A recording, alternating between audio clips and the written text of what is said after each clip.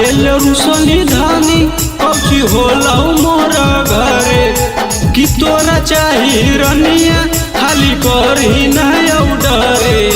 का बताई जे काहेल रुसनी धानी कौची होला मोरा घरे कि तोरा चाही रनिया खाली करही नहीं डरे। पिया होलाई दाना दवैया हमरो मोटाई के मनवा करे मोर कमरिया है पतरे पिया साड़िया ना ठहरे मोर कमरिया है पतरे पिया साड़िया ना ठहरे।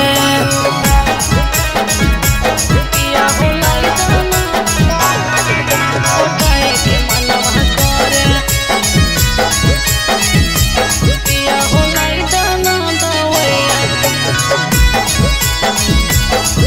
मोटाई के मनवा करे। मगी पतरे में लागो ही खतरे गे तोरा देखी के बन जा है जतरे गे। अच्छा जी मगी पतरे में लागो ही खतरे गे तोरा देखी के बन जा है जतरे गे। एते सुनर शरीरिया के बनावल चाहे बेकारे एते सुनर शरीरिया के बनावल चाहे बेकारे। पिया होलाई दाना दवैया हमरो मोटाई के मनवा करे मोर कमरिया है पतरे पिया साड़िया ना ठहरे ए जी कमरिया है पतरे पिया साड़िया ना ठहरे। आगे नहीं गे पिया होलाई दाना मोटाई के मनवा करे